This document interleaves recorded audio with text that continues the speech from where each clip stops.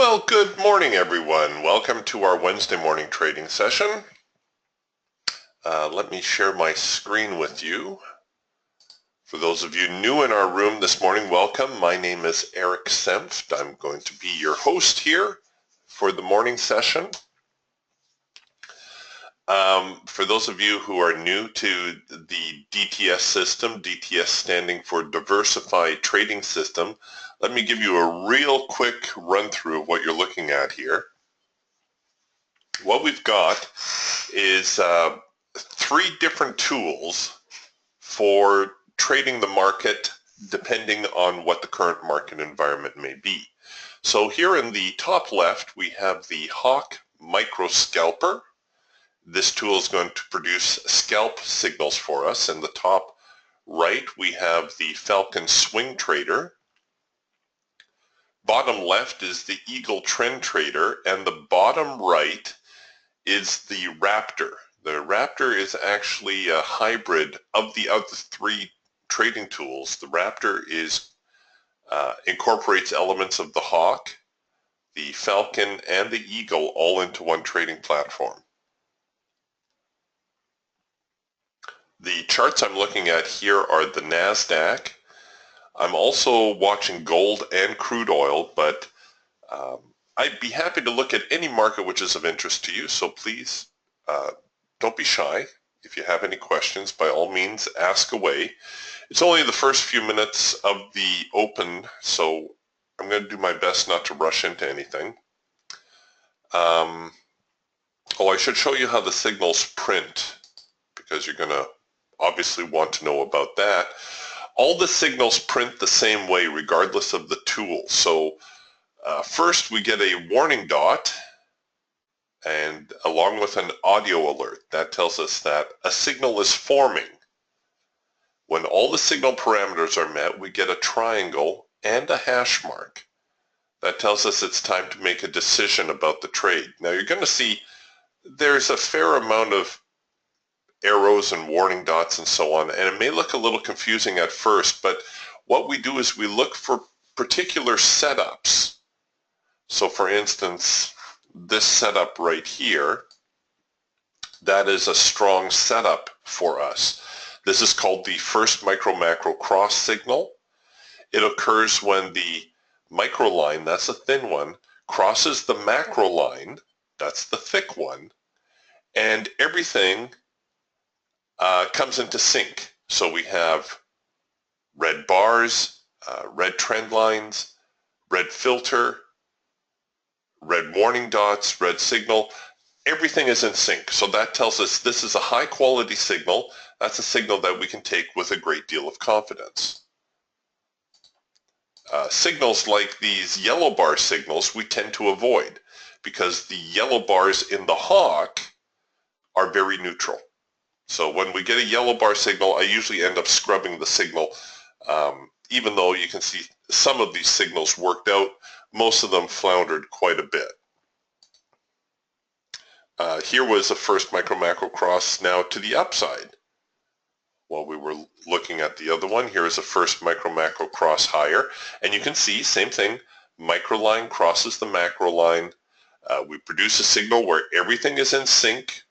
Filter is green, trend lines are green, bars are green, signal is green. That's the first micro-macro cross. That's a very high probability signal for us. And the other tools do it the same way. Here's the Falcon. Again, a lot of warning dots and whatnot, but we're not looking at all those. What we're looking at is we're looking for a particular setup. So here is the trend change signal on the Falcon, and that occurs when the trend line goes from green to red. It's essentially the first signal where everything is in sync as well. So we've got our warning dot was actually absorbed here as the signal was printing, but we've got the red bars, red triangle, red hash mark, red filter, red trend line, and that tells us it's time to make a decision about shorting the market. Before I leave the Falcon here, you're probably wondering what these lines are. These lines here, these are the ultimate support and resistance suite from Indicator Warehouse. This is an add-on, what we refer to as a system add-on.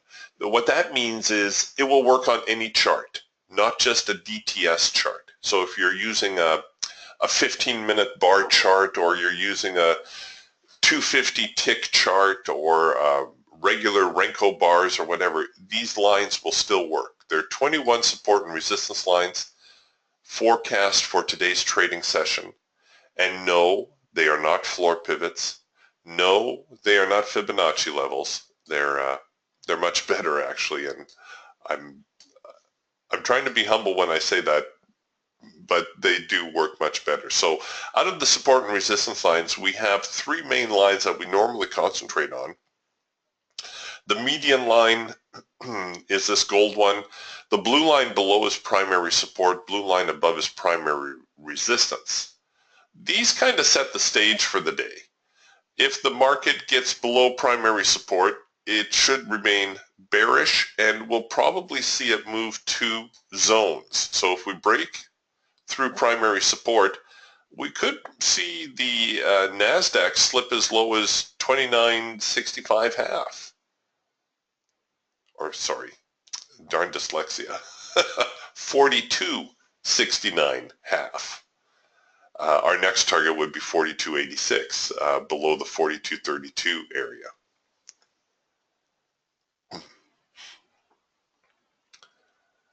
But like I said, those work on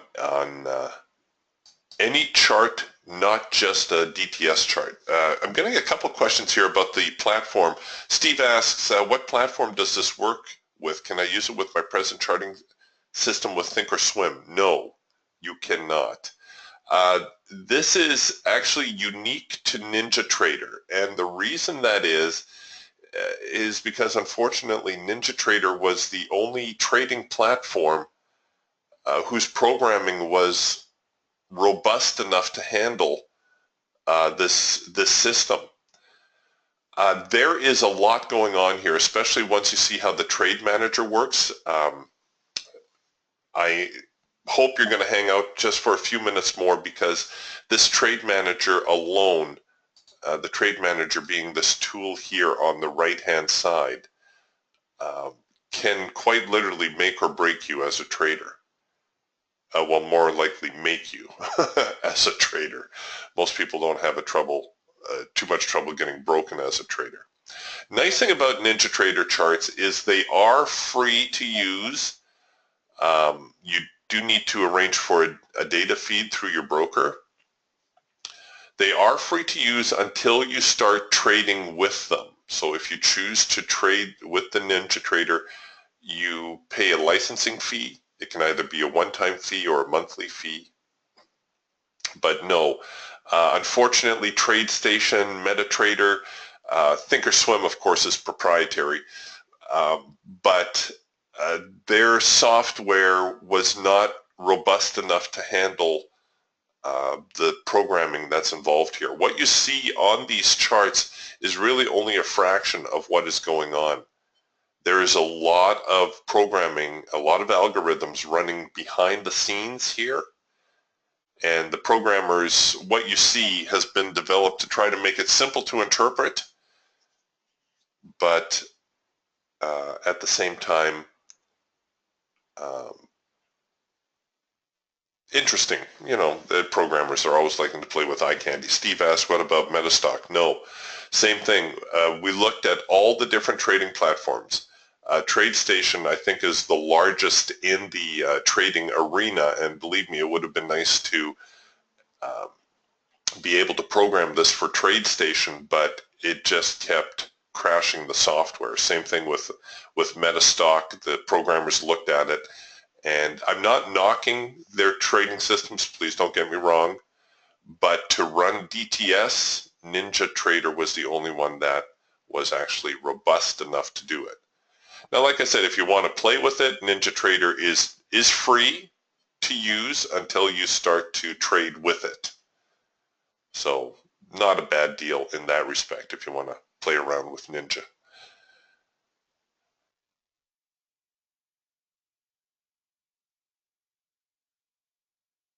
Paul asks a good question regarding the first micro-macro cross. He says, "Hi Eric, does the probability of success improve if you take the first micro-macro cross in the same direction of the trend as the eagle, i.e. above or below the hard or soft edge?" You know, Paul, I get that sort of question a lot because the eagle trend trader kind of, you know, establishes or tries to establish the trend of the market. I get people asking, well, should I only trade in sync with the eagle? And so what Paul is asking is, all right, if let's say we use the hard edge as a guide. Here, let me roll over here where it's a little clearer. The hard edge, the eagle cloud, no, this is not an Ichimoku cloud. I know it looks like one, but it's not. The eagle cloud determines our directional bias. So long as the market is below the cloud, we're looking for sell signals. And here we had a nice trend change signal up here. We actually had two side by each. And then the trend yesterday made a nice progression lower. So that's the type of signal that we're looking for. So what Paul is suggesting is, well, so long as the eagle is below the cloud, should I only be looking for shorting signals on the other tools? And then when it gets above the cloud, should I only be looking for buy signals on the other tools? Now, some of you who have been around for a little while with Indicator Warehouse will remember Stephanie. She was a big proponent of that. She was a big proponent of only trading in sync with the eagle. That's what she was more comfortable with. I don't do that so much because each of the tools have been designed independent of each other. So what I mean to say is the Hawk, the programming of the Hawk has nothing to do with the programming on the eagle. The programming of the Falcon has absolutely nothing to do with the programming on the Hawk. If you were looking at a regular time-based chart, and say you were using a 5-minute chart to scalp, and a 15-minute chart to swing trade, and a 30-minute chart for trend trading, then yeah, it would make a little bit more sense. You know, let's say you put a 50 moving average on all your charts, and you said, okay, so long as the 30-minute chart that I'm using for trend trading is above the moving average, I'm only going to look for buy signals on the other two charts. That's what most people end up doing, and there's a certain amount of logic to that because, of course, a 5-minute chart does have a relationship to a 30-minute chart.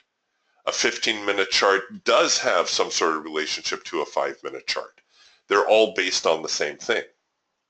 But here with the DTS system, this tool, the Hawk Scalper, has been designed solely to find scalp signals, whether or not the market is in a trending mode. So no, I take the signal for what it's worth. If it's a first micro-macro cross, so we had one right here. We just had another one print right here while I was jabbering. We had one right here. I take the signal solely on the probability of the signal. I know this signal has a very high probability of success.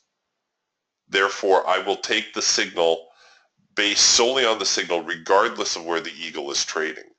Now that's me. Like I said, Stephanie was more comfortable looking at the eagle and saying, okay, well, the eagle is bullish. I'm going to be more aggressive on the buy signals in the Hawk. And that's okay. But if you're just looking for my opinion, no. Treat them all independent. So first micro-macro cross on the Hawk is a high probability signal. I'm going to take it even if, well, actually, look right here. So that one was printing around 641, 640, 641. Oh, I guess the eagle was bullish already. I was going to say, sometimes you get this kind of thing going on, where here's the eagle, it's producing a green bar sell signal, and for those of you who are new, just go with me for a little bit. This is a high probability sell signal in the eagle. It didn't materialize, it ended up going higher. But there will be times where you will get a sell signal or a signal to short here on the eagle, and at the same time you could be getting a first micro-macro cross in the hawk. So you have to go with the probabilities and just trade the signal regardless. So you could still buy the hawk even though the eagle is looking bearish, and you can see that the probability of the signal came through.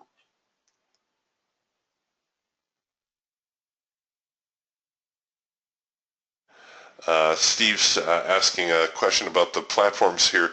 He says, so I can use NinjaTrader free with your software and then trade live on my Thinkorswim platform. Will that work? Yes.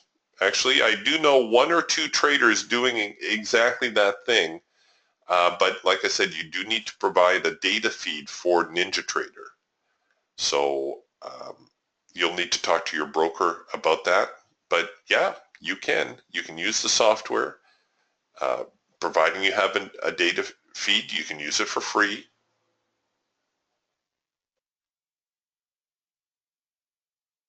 And you can trade off Thinkorswim. But honestly, unless you've made a huge investment in Thinkorswim, it would probably be easier just to migrate to the Ninja platform. Just putting it out there. Of course, it's ultimately your decision. Okay, so thank you for the questions, by the way. It does make the day go by. It looks like we're in for a little bit of a chop session here, but that's to be expected. We had a couple good moves yesterday and the day before, so it's not unusual to see the market kind of flatline after a couple of busy days, but we'll see what gives. This is the Raptor, the DTS Raptor. And as I mentioned, it is a blend of the other three tools, so it incorporates elements of the Hawk, the Falcon, and the Eagle all into one chart. You probably noticed the cloud right away. You'll see the Raptor has got two clouds on it. The Eagle Trend Trader, the whole Eagle Trend Trader is programmed here into this filter down here. Some of the bar colors are adopted from the Hawk, signal generation from the Falcon. Yes, you can change the bar color. People, that's usually the first question I get with the Raptor. Can I change the bar color? Yes, you can. The Raptor, unlike the other tools, is more customizable, more tweakable. You can make changes to the settings in the Raptor. The Hawk, the Falcon, and the Eagle are all locked, and there's a reason for that. Their settings have been optimized, and you can change your brick sizes on the other tools, but that's about it. Here with the Raptor, you can play a little bit if you're so inclined, or you can just run with the default settings, which is what I'm doing here. This tool you see up here, this is the Geiger counter. This is, again, one of these system add-ons, so it will work on any chart, not just a DTS chart. So if you want to throw it on your 5-minute chart or your tick charts or whatever, you could certainly do that. What this is a tape reader. So it shows you the history here, the recent buy, bid and ask, the buying and the selling. Gives you the current bid and ask right here, and then we also have this nifty little dial around here. Now this dial is interesting because it gives you a visual of the buying and the selling. Unlike watching the time and sales go by until your eyes glaze over, this is actually easier to interpret. So what we're looking for here with the dial, you see it flip-flopping back and forth quite a bit, and of course it does that. But what we're looking for is we're looking for the dial to pull over to one side and hold. And if it holds for like 3 or 4 or 5 seconds, oh, you see what it's doing there? It's holding, it's holding, it's holding. Oh, and then the sellers took it away. That's kind of an early clue that the buyers are getting in there. Oh, see that? They're holding, they're holding, they're holding. Oh, and the sellers took it away. Now they're trying to fight it back on the short side. What that does is it shows us the buyers, in this case I think the buyers are getting a little bit of the upper hand. They're chewing through those orders. So So if you were, say, short and you saw this happening where all of a sudden all this buying is coming in, you may choose to get a little bit more aggressive with your stop. If we were producing a buy signal, we might have a little bit more confidence in taking that buy signal, knowing that the buyers are trying to buy into that market. We don't have the buy signal just yet, but just pointing that out. Conversely, if we see all that buying going on and we don't see the market rally, that tells us that the sellers have absorbed all that buying pressure and that prices will probably head lower. You've heard people say, you know, about reading the tape, especially for scalping and short-term trades and stuff. Well, the Geiger counter allows you to do exactly that. The last feature here is the needle, and you'll see that when the market becomes particularly bullish or bearish or neutral, it will go from green to red or just a white needle for neutral. So right now it looks like the buyer's trying to get in there, and like I said, if we don't see a rally out of here with all that buying pressure, then we're probably going to see the NASDAQ dip a little bit here. So I'll put that away for now.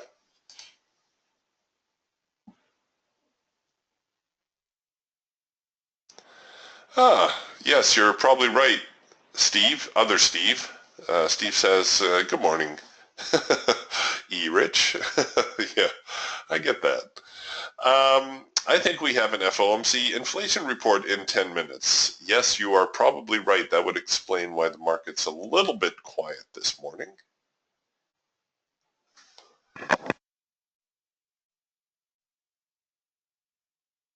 So we'll see if we don't get a decent signal going in, and then sometimes we can pick up a nice little move out of that.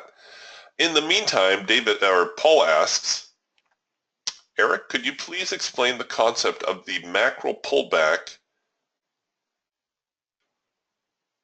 and how it's best to trade them?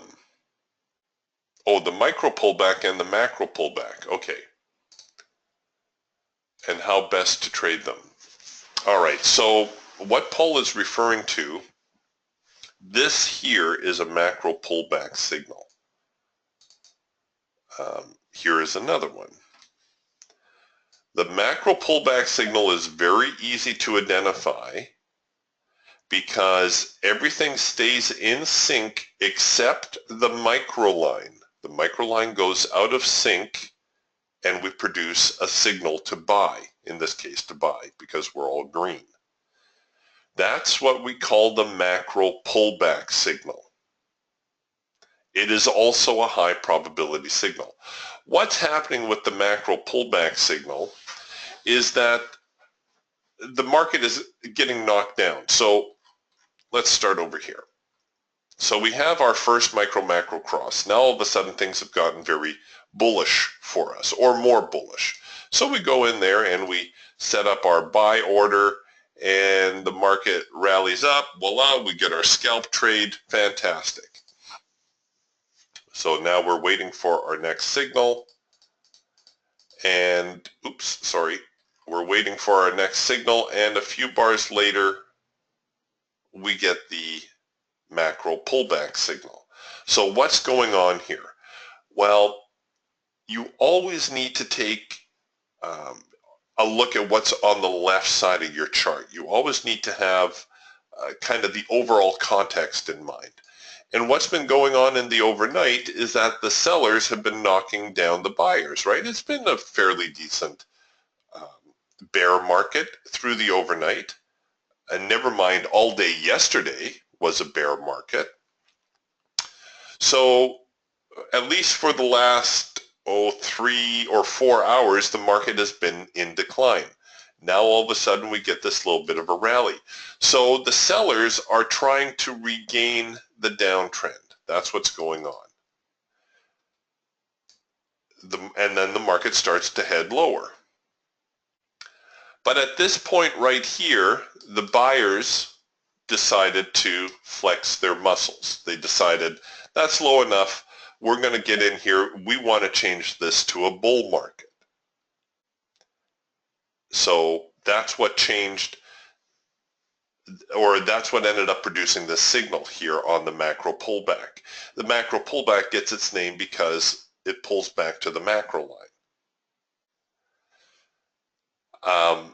And the sellers pushed hard enough to turn the micro line red. You see, we got out of sync.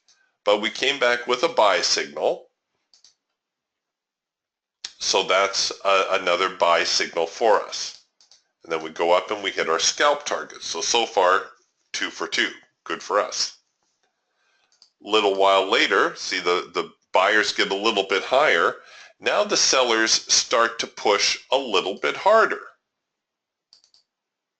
They're saying, no, we really want to keep pushing this market down. So the sellers start to push a little bit harder. Prices come down. See how they're starting to push them a little bit deeper? The buyers recover at, the same level, essentially. And the buyers are now saying, no, we want a bull trend. So they're going to start pushing harder as well. Now, at this point, we really don't know who is in control of the market. It's a draw. The sellers have pushed fairly hard. The buyers are prepared to try to push back hard, but we don't know whether the signal is going to fail or not. So for that reason, we should probably keep our stops a little bit further away, just in case. So we engage the order, and now the sellers, see what's happening? We start to turn a little bit. The sellers start to push a little bit harder. Now this is the crux. This is put up or shut up time. If the buyers win this bar, the market will go higher. If the sellers manage to swing it lower, well then they're probably going to control the market. And technically this is another macro pullback signal because the micro trend line is still red.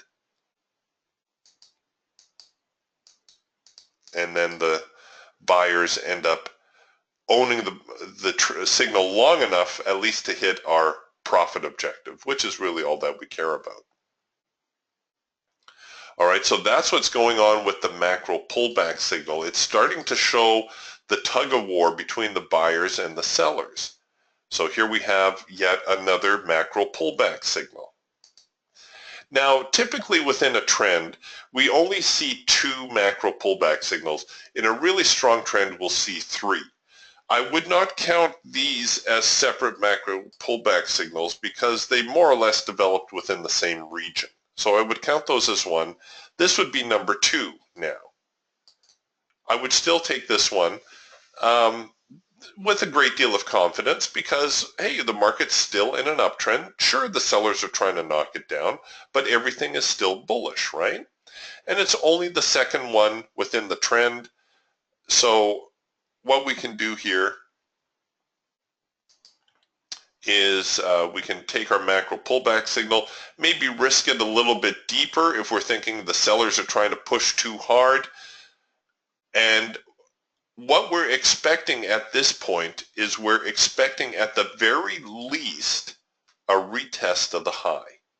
Even if this market fails to resume the uptrend, let's say it's going to top out at these highs again, at the very least we're going to expect it to go up and retest the highs and then maybe fail.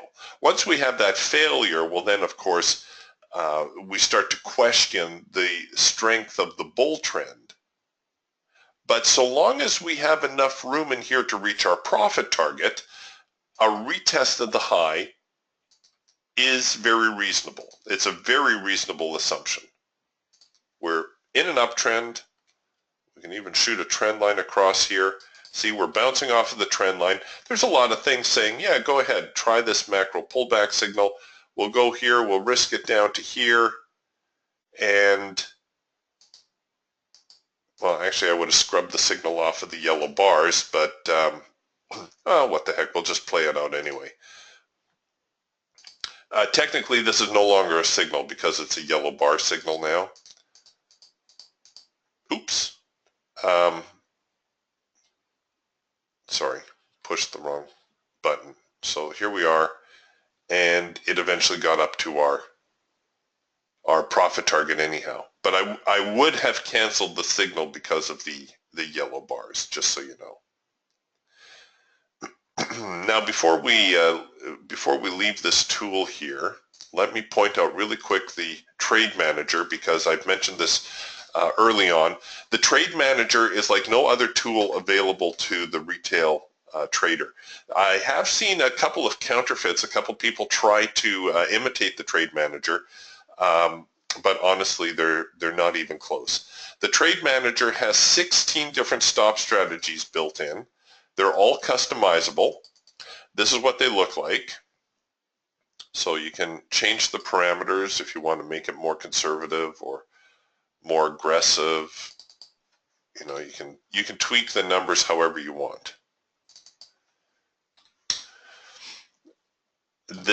So you have 16 different stop strategies here. If you want to go with parabolics, you can use those. If you want to go with the chandelier strategy, you can use that. The Trade Manager will automatically manage your trade according to these blue dots. So let's say you had bought this macro pullback signal here. All right, so, and you're using this strategy. As the market moves higher, Trade Manager would roll your stops, and you would have been stopped out somewhere around here.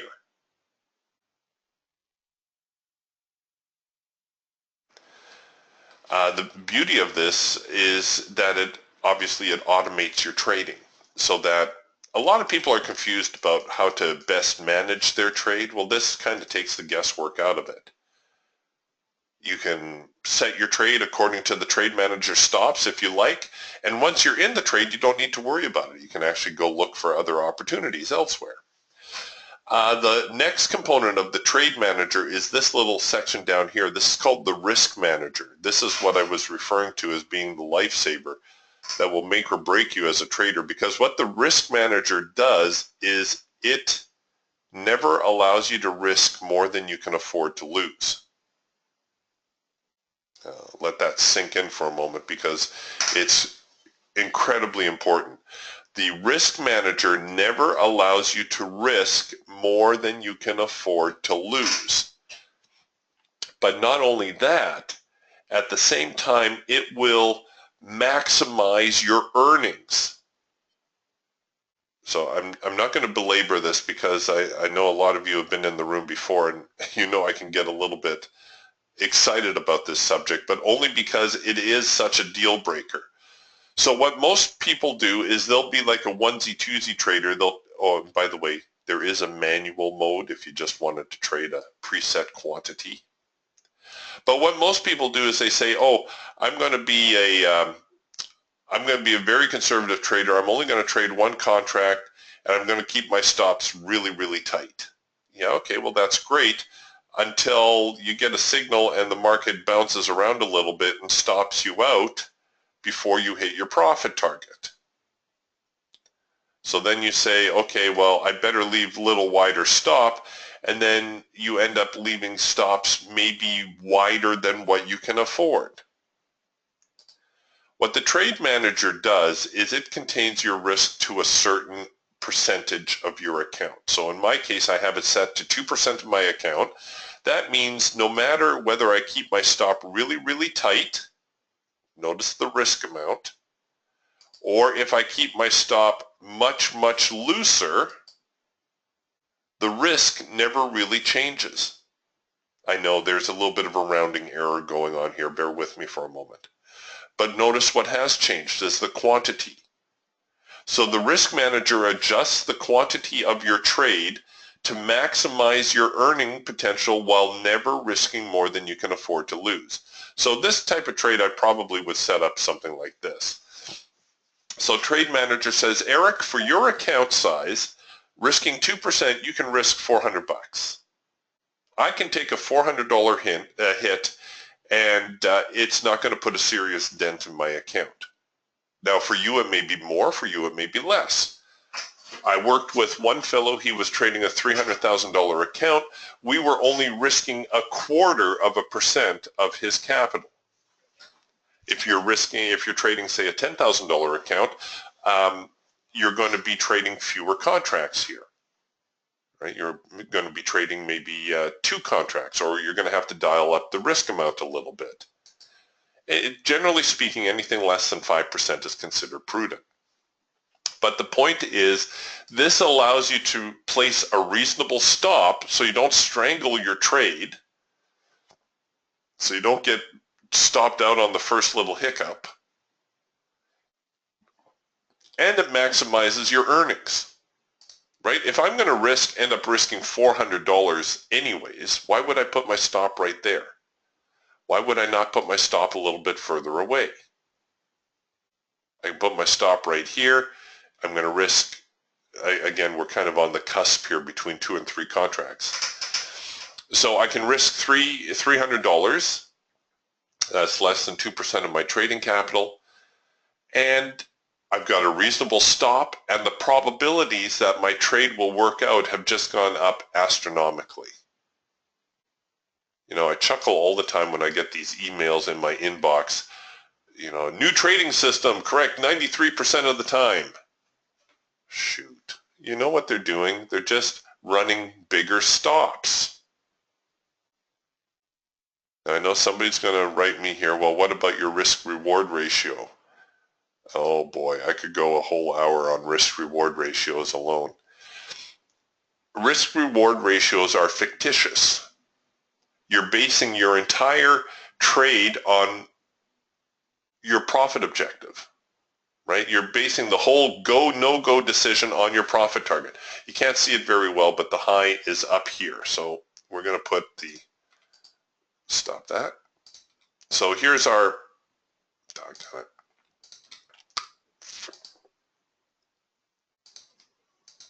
there's our profit target. Here's our trade signal. The traditional way of doing things, oh, and by the way, you can set your targets. I have my targets preset, and you can set as many as 3 targets and a runner with the trade manager here as well. The traditional way of doing things is traders say, oh, I'm going to be a very conservative trader. I'm only going to trade 1 contract, and I'm going to put my entry here, I'm going to put my stop loss there, and I'm going to put my target up here. And okay, well, I can take this trade, I can get two times as much profit as I can, as I'm risking. Okay, sounds good, right? So the market goes up, market comes down, stops you out for a loss, and then goes up and hits your profit target. So that's problem number 1. You're structuring your trade far too tight for your profit target. So you say, oh, all right, well, let's do this. I'll put my stop below these swing lows, and my profit target will be up here. And now you say, oh, well, I can't really take that trade. I don't at least have a 2-to-1 risk-reward ratio. I need to have at least 2-to-1 or at least 3-to-1 risk-reward ratio. And so what happens is you decide not to take the trade. Why? Because of the reward side of the equation, which you have 0 control over. And what happens? Oh, the market goes up without you. A better way to trade, and the way professionals trade, is they trade probabilities. Sure, risk-reward ratios come into play after the fact. You may choose to, set up your trade like this and maybe put your profit target up there. But the risk amount, so long as the risk amount is an amount you can afford, you're going to take the trade. Simple as that. And afterwards, you'll hit your profit target, you'll say, well, my actual risk was right here. From my entry to the drawdown, this was my actual risk. Hey, look at that, I got 2-to-1 on my trade. That's how professional traders do it. They trade probabilities. They look at this and they say, oh, well, this is a high probability setup. This is a high probability signal. I'm going to take the trade. I can afford the risk. I'm going to take the trade. And then after the trade is done, they'll say, oh, Well, we had a 2-to-1 on that trade, or we had a 3-to-1 on that trade, or a 10-to-1 on that trade, or whatever. But they do it after the fact. They don't make the go, no-go decision on the existing setup. Nobody knows where the market's going to go. Yeah, we all have our guesses and stuff, but nobody knows where the market's going to go. It may go up, it may go down. So why would you base a decision to take a trade on something you don't know, namely the reward side of the equation?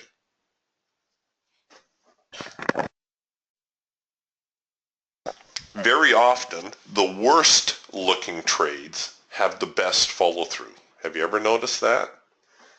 The trades that you're most apprehensive about trading are the ones that have the biggest follow through. And the ones that look the most promising, those are the ones that usually tank and reverse on you. A trading friend of mine used to say, the big money is on the surprise side, meaning whatever side you think the market's going to go is probably going to go the opposite. We've all had these days, where you feel like fading your own signal. You get a buy signal and you think, gee, maybe I should sell.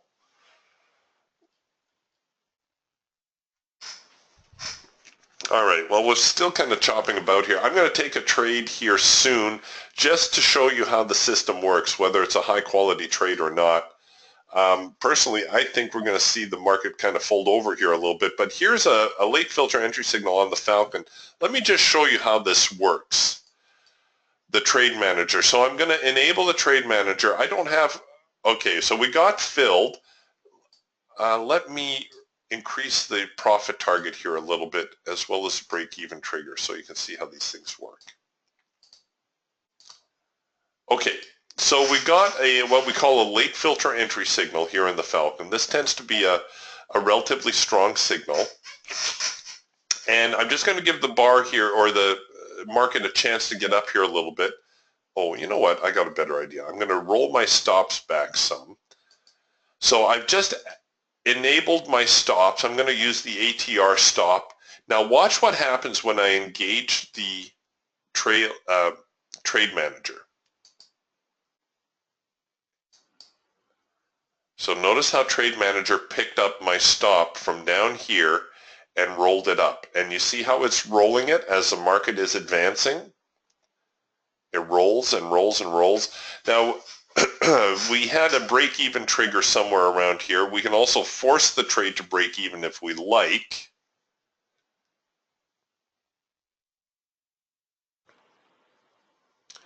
So, if you get nervous about the trade, you can hit the break-even signal or the break-even button. And you can preset this. Currently, it's going to be break-even +1, but you can set it at as many ticks as you want, or you can even set negative ticks.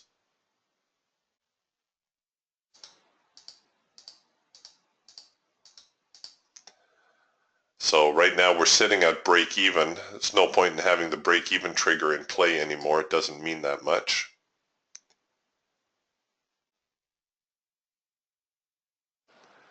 And you see what the trade manager does is it enables me now, this trade is on autopilot. If the market becomes more profitable, and you can gauge how much open profit you have here, but if the market becomes more profitable, I can switch. I can maybe go to a parabolic strategy, something that's going to be a little bit more aggressive, or maybe the bar high low, which will take us out on the first sign of market weakness. It's the most aggressive strategy we have.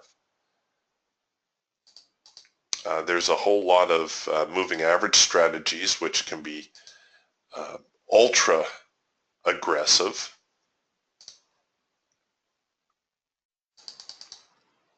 But I'll stay with the parabolics for now. And we'll just kind of see how this trade plays out.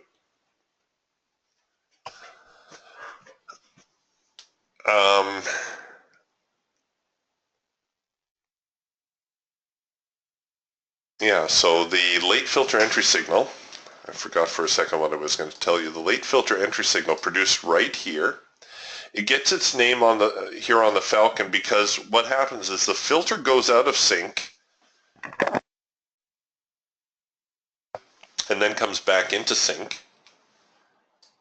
I wonder if we're going to get up here to the next resistance area. I might try to sneak this back to the, actually I won't be too greedy because 43.50 was a real obstacle yesterday. Actually, why don't we do 43.48? That'll be all right. Sorry, got a little derailed there. So the late filter entry signal occurs when the filter goes out of sync, comes back into sync, but the whole time the trend line never changed color. That's a high probability signal here on the Falcon, and you can see great follow through so far. This signal here was not a late filter entry signal because you see the trend line also went out of sync as the filter went out of sync. So this is a high probability signal. I'm glad that we caught that one so that you can see how this works. And we would have tagged our high probability target right about here. It's not unusual to see the market react after hitting the high probability targets. And we might be getting a little bit of a flinch here, but it does appear as though we are going to be in a bull market today.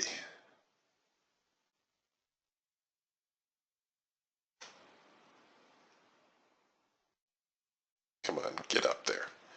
Get up there. Get back to 43.50, or more specifically 43.52.5, which is the next resistance line. What I was going to mention as well here on the Trade Manager, the fellow who does the programming for this particular tool for Indicator Warehouse, some of you will have heard me mention before, he actually programs the guidance systems for cruise missiles. So you know this programming is really, really tight, really, really solid. That's part of the reason the couple of Trade Manager imitators I've seen out there don't even come close to doing what this one can do. And again, I'm not knocking their programming ability. It's just I know this guy's chops, and he is an insane programmer.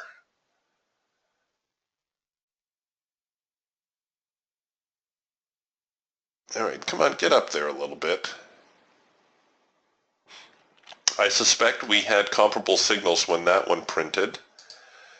And we did too, so we had another first micro-macro cross signal here on the Hawk. Funny we didn't get another macro pullback here. Let's see, did we get a signal on the Eagle? I'm sure we did. Yes, we did. We got a nice little trend change signal on the Eagle right here, just before the top of the hour. And again, it's basically like all the other signals. We're looking for things to come into sync. I probably would have risked this one at least here around the crest in the cloud. So nice little move up there on the Eagle Trend Trader. This tool here, this is again a system add-on. This is called the Trade Forecaster. And what it does is it tries to tell you what the current market environment is and what the next one is likely to be. So it says we're going to be in trend mode for about another 5 or 6 minutes, after which time we're going to be moving into swing mode. And as such, we can probably anticipate that we're going to get a little bit wider market swings. Here on the Raptor, we also had a signal. Well, we had an early signal here, but I probably would have held out for the cloud crossover signal. Oh, actually, I guess technically the cloud crossover occurred right here. The cloud crossover happens when the clouds cross over, and the market has a tendency to retreat into the cloud and then come out and produce a signal. You see, it did it here. It also did it right here. This tends to be a good probability signal. It tends to have some very good follow-through on it. Then the Raptor came back and gave us what we refer to as a hard edge bounce. The Eagle and the Raptor, because they share this cloud, whenever the market encounters the hard edge of the cloud, we always expect a reaction. And so it came back with a bullish reaction, a buy signal, and a nice little progression higher. We kind of saw that coming too, though. Remember when we were looking at the Geiger counter, I think somewhere around here, it was producing all those buy orders. We saw all that buying activity. Well, there was the follow through from that buying activity. And then when the sellers knocked it back, I guarantee you that when this signal here was producing, we were seeing the Geiger counter do one of those. It was pulling over and holding and holding and holding and holding. Oh, that's strong. That's really strong. Look at how they're holding there. Okay, so now, if we don't get a pop higher, that tells us that the sellers are absorbing all that buying pressure. So since I'm already long on the Falcon, that would be a good cue to maybe bring my stops in a little bit tighter, don't you think? So maybe we'll switch now to the bar high low, and we'll put our stops in right below the low of that bar. So if it fails right here, after we saw all that buying pressure, well then that would be a good spot to get out, I think. Andrew says, my NASDAQ trade forecaster does not agree with yours. Do you have the start time set the same? So my trade forecaster, you have to set the start time. So trade forecaster, the market's open at 6:30 my time. You have to set it with the same time as is on your computer. So try that. And then I have my charts set on, well, I happen to have 50 days here, which is a lot. I really only need 30. And a default of 24/5, not the default 24/7. Sometimes that makes a little bit of a difference. The trade forecaster actually only needs 25 days of data. I don't know why I loaded 50 there, but I did. Okay, so let's go back to our trade, and you know what? I'm going to be more aggressive still. I'm only going to give them one bar. That's it. That's all you get. If you guys flinch, then go ahead. Give me my money.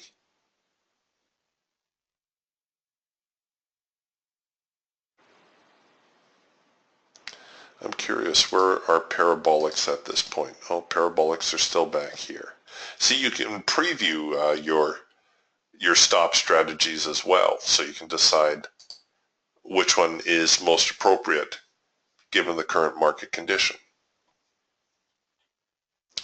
So that's turning out to be a reasonably profitable trade. Let's see if we can't get up there and just snag that last $40 or $50. Come on, get up there. Sometimes it helps if you give it a little push with the mouse. Come on, let's go. Let's give it a little tickle. Come on, one more. One more bar. You can do it. Get up there. Get up there.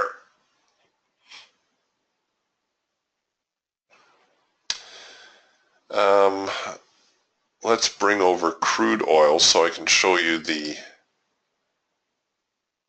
Oh, we're going to hit our profit target. Come on, get up there.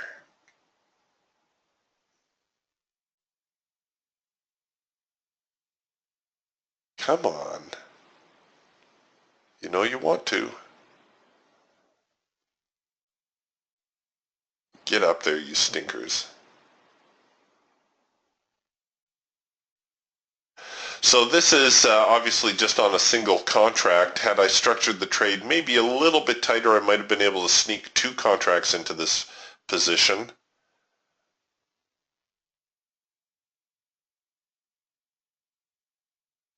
Crude inventory is going to come out here in a few minutes. All right, let's put this on the shelf. That's just about to tag our trailing stop, but a good move all the same.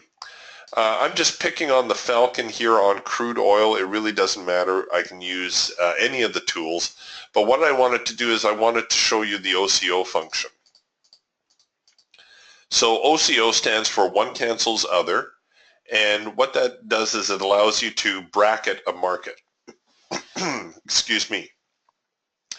Now, crude oil, we're kind of trading at the top end of the range. So I'm going to place my buy order above here.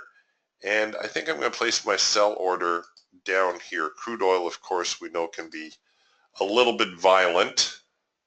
Well, actually, you know what? I'm going to place it below here. I'm going to place it below the low of the range. I'm going to use my support and resistance line as the next area to buy. And I just heard my order get filled. Did we get the buy? Oh, we did. Hooray for us. Yes, we did. We snuck the rest out of that little trade. Okay, so now with crude inventory coming up, there's two ways that we can trade crude inventory. One way is to bracket the market before the report is released, like I'm doing right here. The other way, the way a friend of mine likes to trade it, is he likes to let the report hit the floor, and after that he will place his trade. Let the market kind of work the report out of its system, and within a minute or so there will be a range, and he'll bracket that range. So here we are. We're just a few minutes now from the inventory release for crude oil, and if all works well, we're going to get filled on one side. Trade manager's going to give us a stop. I also have the break-even trigger in play on this. There's no time to delete it, so we'll leave it in play for now.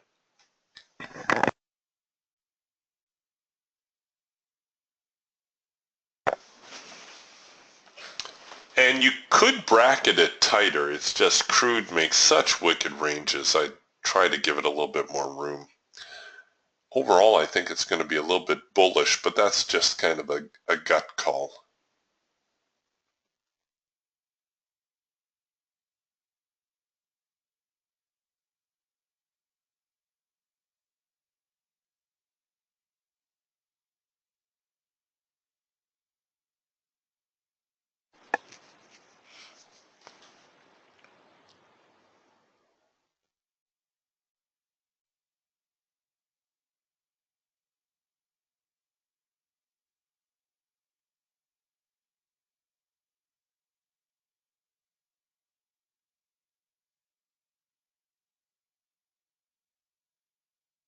And let's see, so we've got about a minute to go.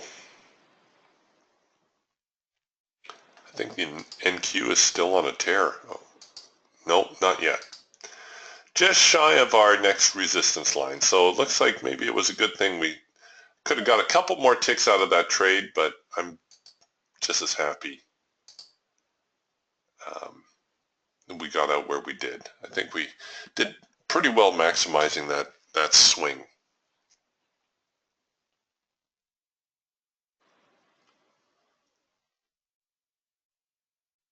All right, so the crude inventory should hit the floor any moment now. We'll see this bar get a little bit more excitable.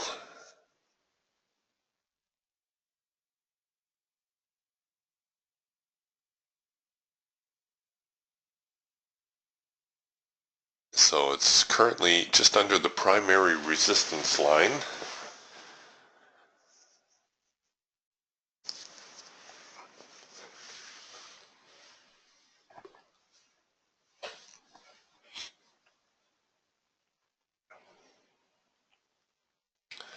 Gold, a little bit of a roller coaster this morning too. I'll bring gold over after we watch the crude market do its thing.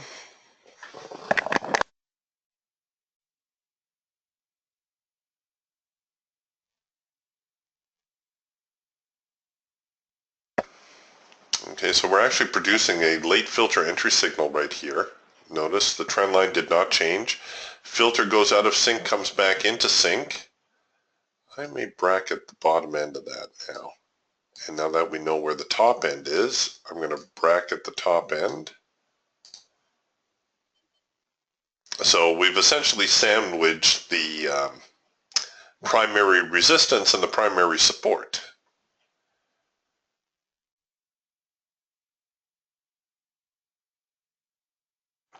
And again, I don't like to keep my orders too tight because very often you'll see the market try to fudge a support or resistance area just by a tick or two.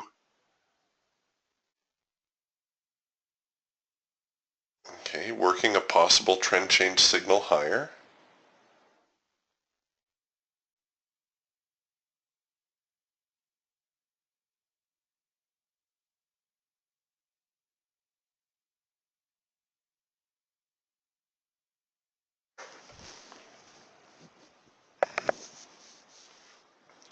And what happened? Now all of a sudden our report has just gone blah.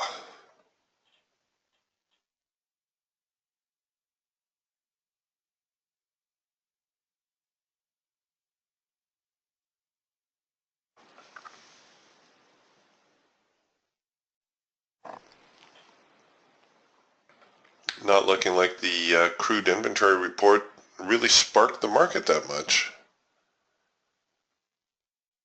At least not yet.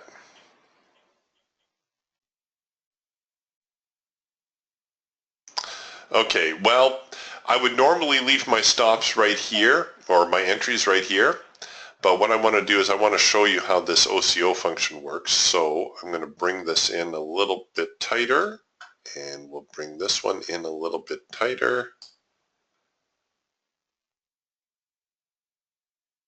And we'll just make the market fill us one way or the other. All right, so we got filled to the short side. You see the other order disappeared, and we get our trailing stop in play according to our stop strategy. I also happen to have a break-even trigger in play on this one, so should the market trade down here and hit the break-even target, well then it will automatically take the stop from up here and bring it down to break-even as well. All right, so that's the OCIO function. That wasn't a proper signal, but I wanted to show you how that worked. It does look like crude might be turning over again, though.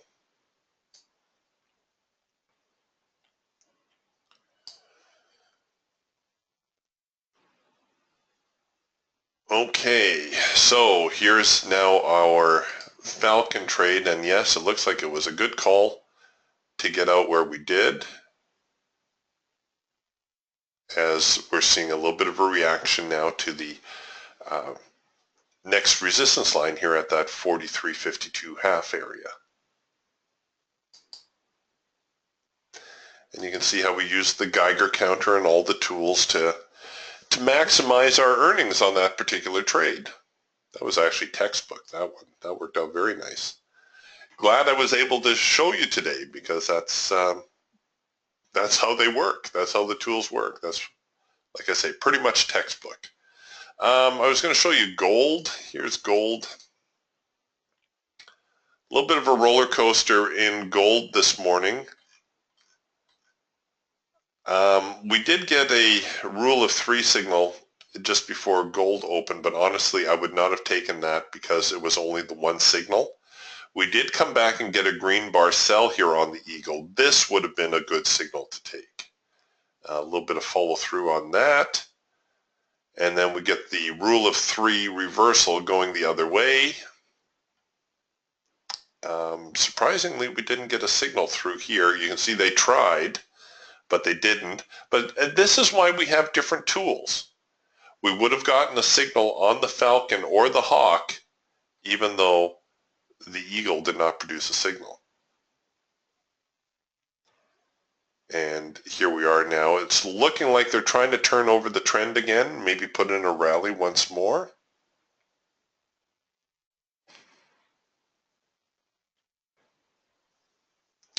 So gold, very indecisive. Has been for a few days now. Gold chopping back and forth.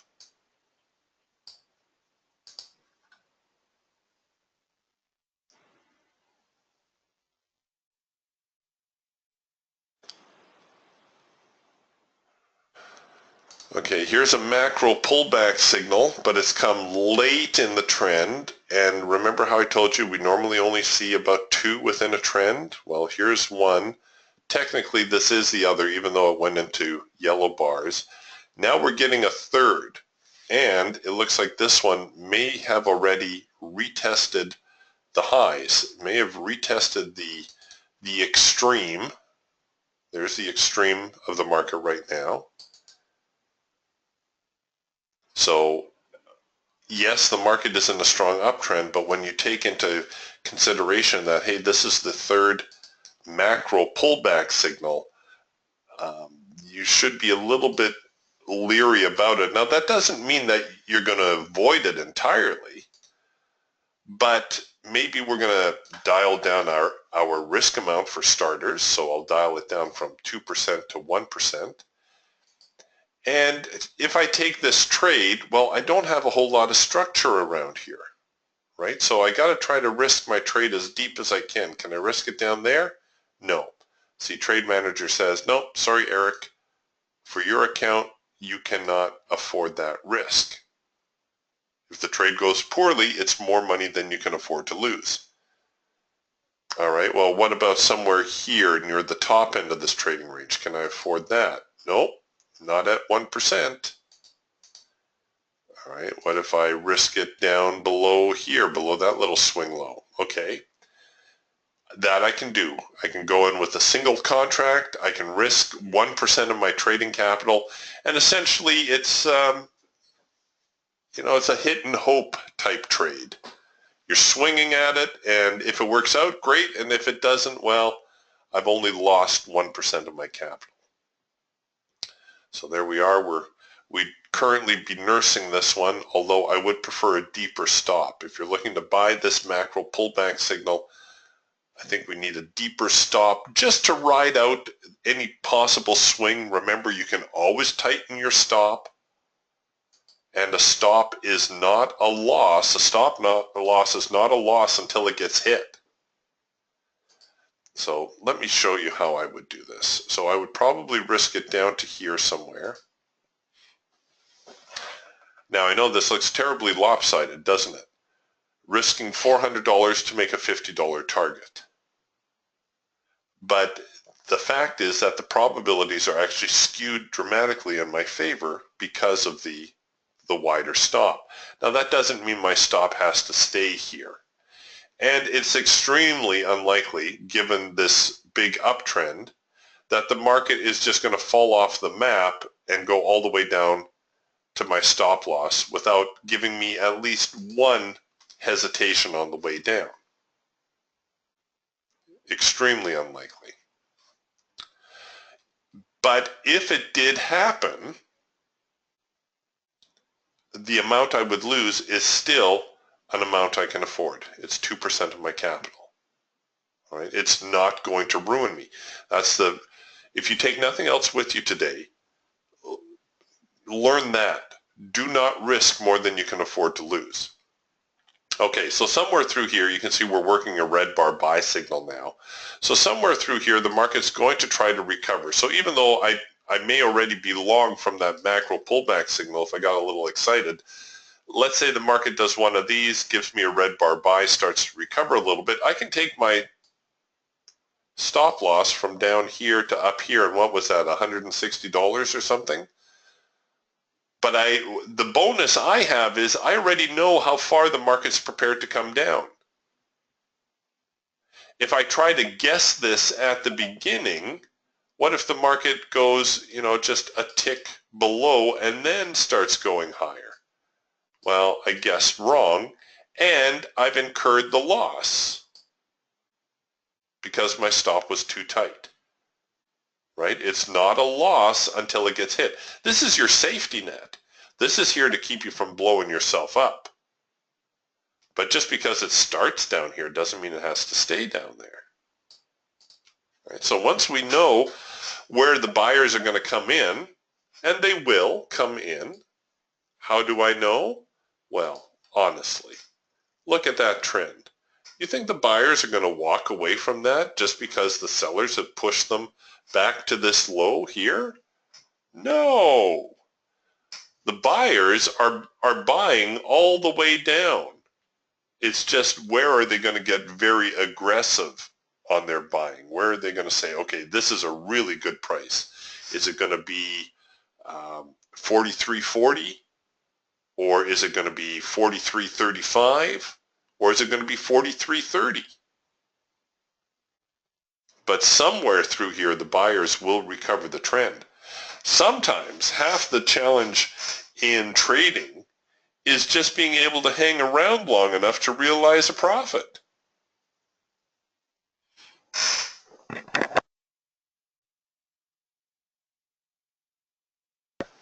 Sometimes that's the biggest challenge.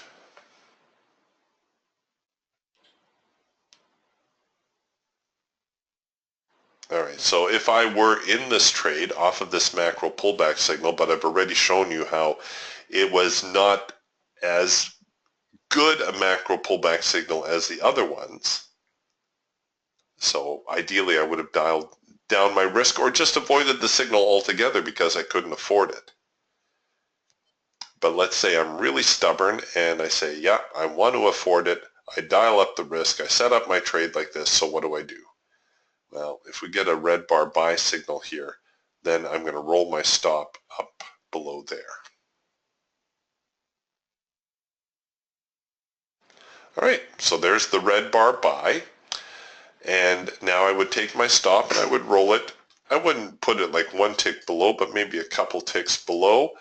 And now I would become more aggressive with my stop. Why? Well, because this is the last chance the buyers really have to recover the market. If the market fails here, it's probably going to develop into a downtrend. We can probably expect a little bit of a reaction as the market gets up to this level here. So, the market may trade up, it may tag that line, it may come down for a bar or two, and then recover and start going higher again. So I don't necessarily want to keep my stop, ultra tight unless I'm prepared to take this stop out here. But I think I'll roll my stop there. This is now, like I said, about 1% of my capital, about $150 or $160.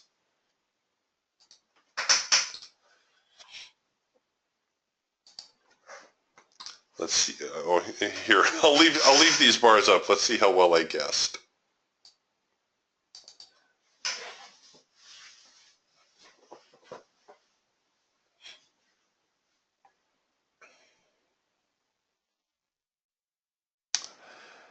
A lot of that earlier momentum has dried up, as you can see.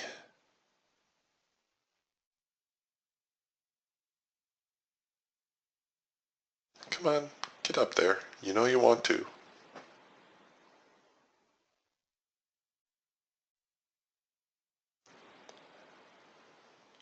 And this will happen. Sometimes you'll be so focused on the signal itself that you'll forget to look at the whole context of the chart and you'll say, oh, what have I done? Why is that signal not working out? Well, it hasn't failed yet. We haven't been stopped out on the trade yet.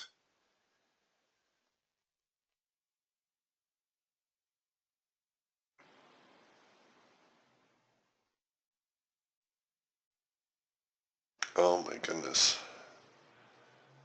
The trading equivalent of watching paint dry.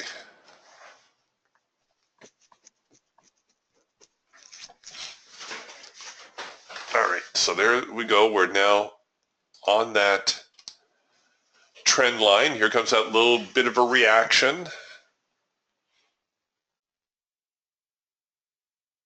We'll see if they break through here. We may actually pick up some early momentum. Oh.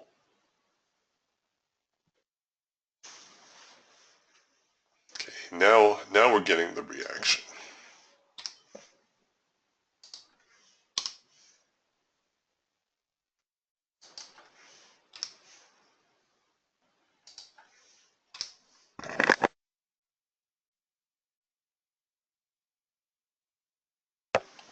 And if you thought that the market was going to fail at this point and head lower, well then you could be a little bit more aggressive with your stop. If you're going to try to let it ride out this little swing and hope that the buyers recover the market again, looks like they stepped in around 43.40.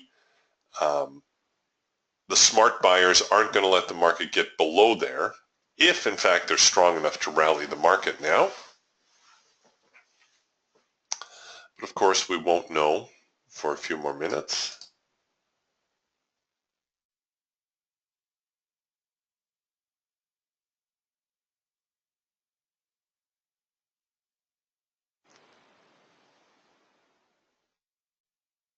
Oh boy, come on.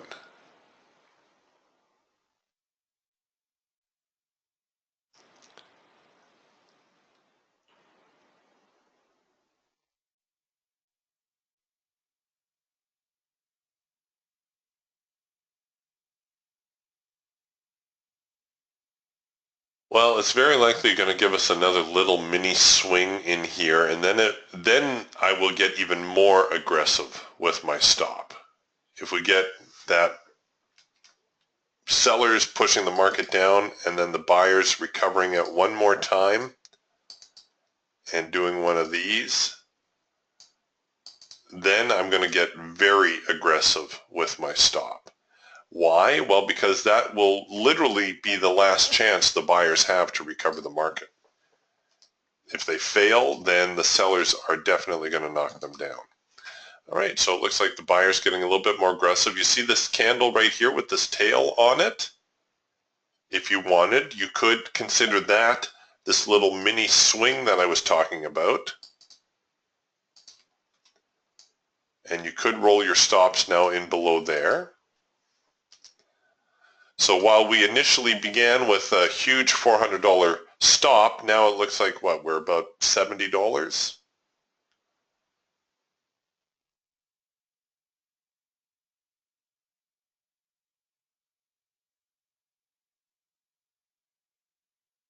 Come on.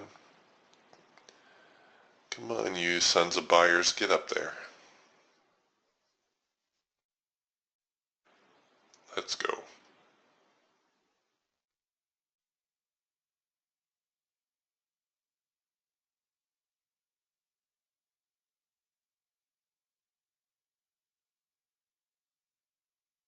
Sellers are likely not to get too interested until we get up here closer to the 43.50 mark.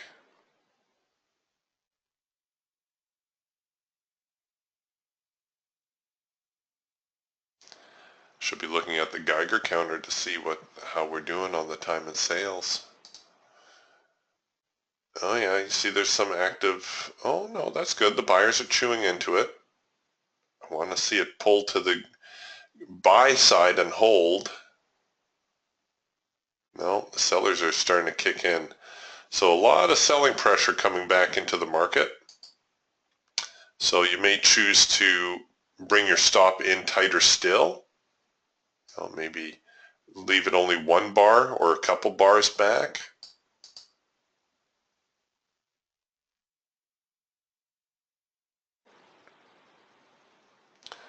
I do my very best not to strangle a trade, although I have been known to.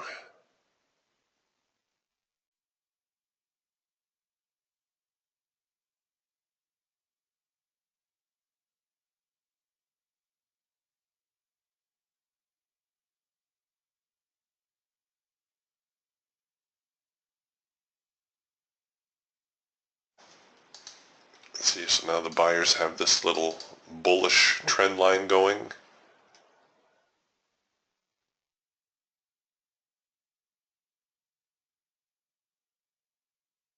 You could cover below the low of that bar. The logic being if the sellers knock them down here, then they're very likely going to at least retest this low.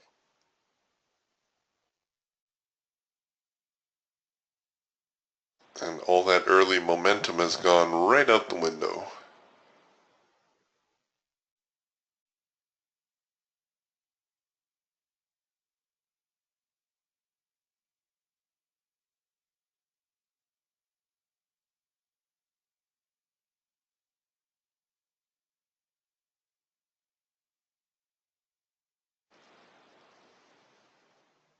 Come on.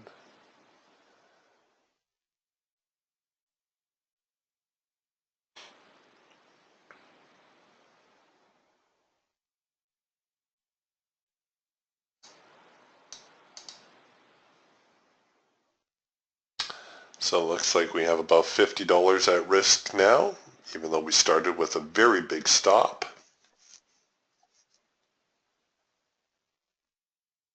And I think they're going to flinch and head lower. And there we go. So we would have got stopped out, but we would have been stopped out for less than if we had run a, tried to guess how low the market would go.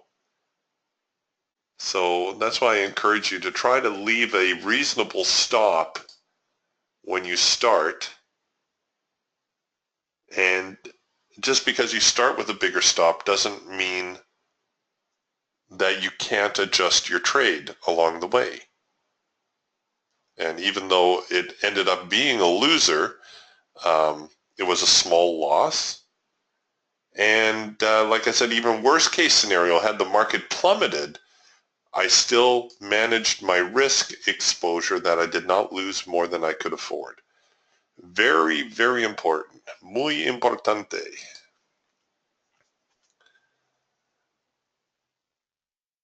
Well, Andrew says, that was an excellent lesson on how to manage a losing trade. Well, thank you.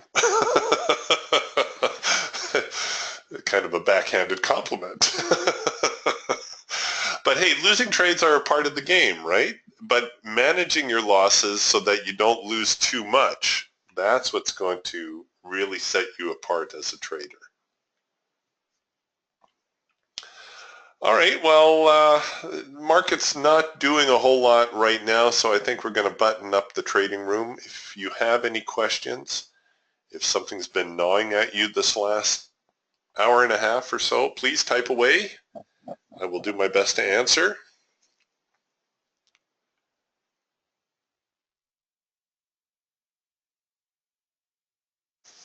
Otherwise, we're going to button it up for the morning.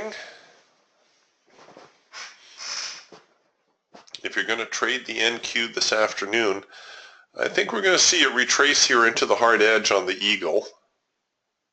That's going to put it back down here around the 33 to 35 range.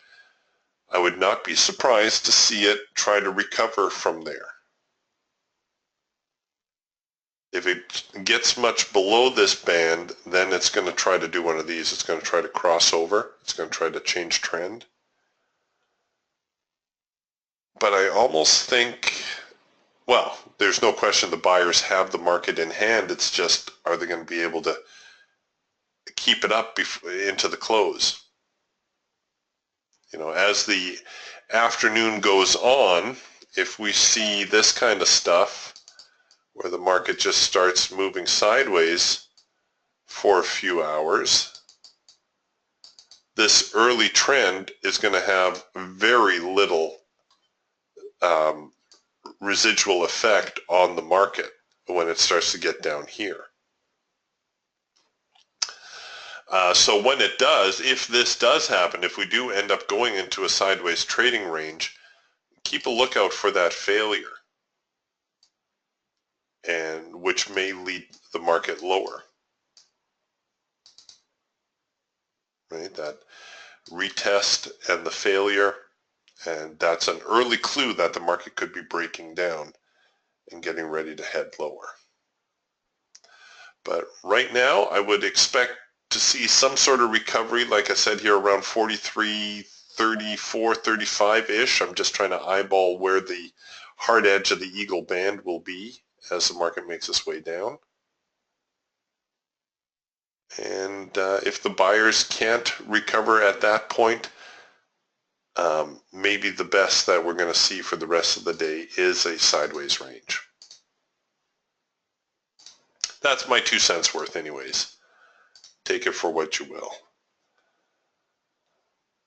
All right, you guys, DTS owners, I will see you in the trading room tomorrow morning, and everyone else will have another open house next Wednesday. I hope that you'll pop in and say hi and see what's going on.